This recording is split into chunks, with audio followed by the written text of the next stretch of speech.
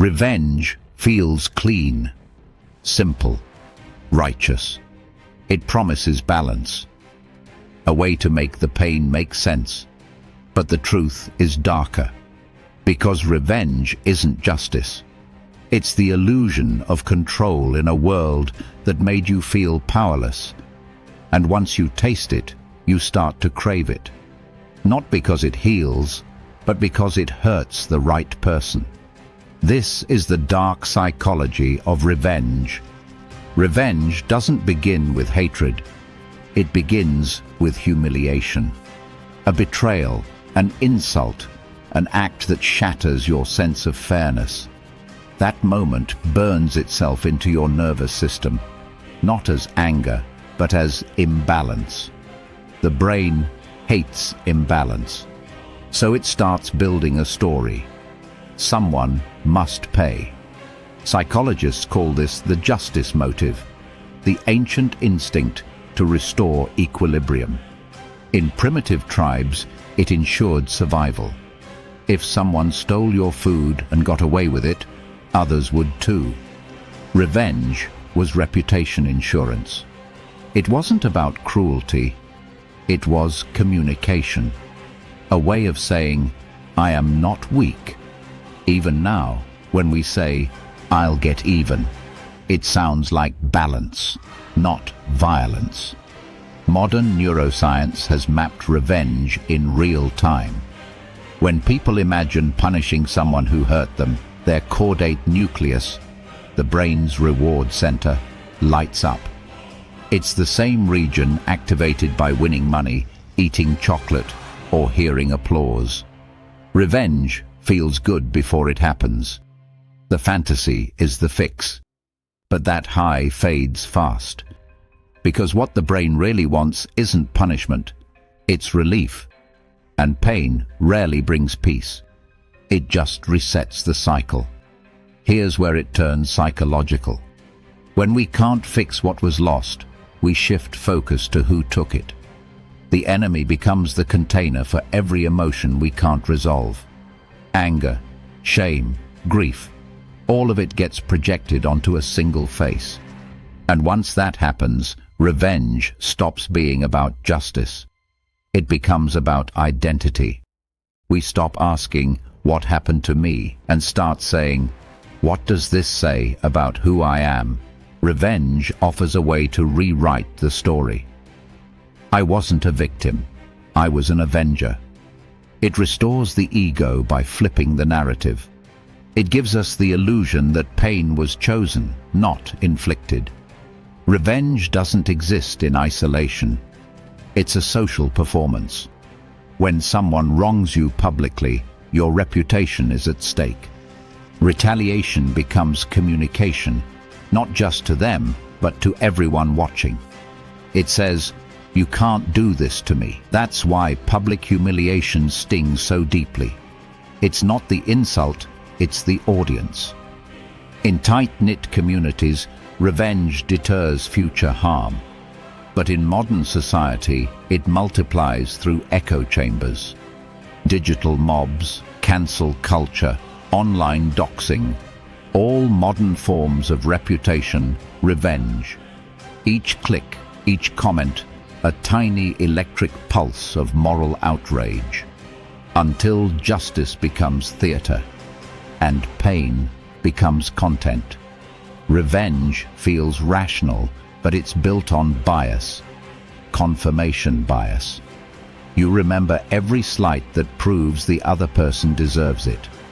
Moral licensing. They crossed a line. I'm just defending myself. Outcome bias. If they suffer, it feels justified, even if nothing really changes. The brain seeks symmetry, pain for pain. But emotional equations don't balance. Each act of retribution changes the variables, pulling you deeper into obsession. As Nietzsche warned, be careful when you fight monsters, lest you become one. Take a breakup. One partner cheats. The other, shattered, plots payback, leaking secrets, flirting with their friends, or spreading rumors online. For a brief moment, it feels powerful. Then comes the emptiness. The relationship's gone, the trust's gone. And now, so is dignity.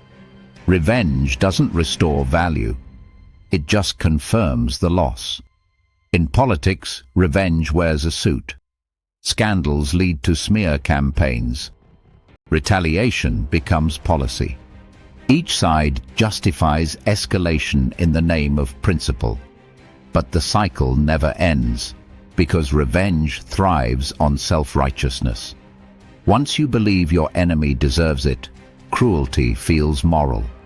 That's why every revolution eventually eats its own. Once balance becomes vengeance, the line between justice and domination disappears. Online, revenge is instant and permanent. A single post can destroy reputations. People call it accountability, but often it's projection, a collective purge disguised as virtue.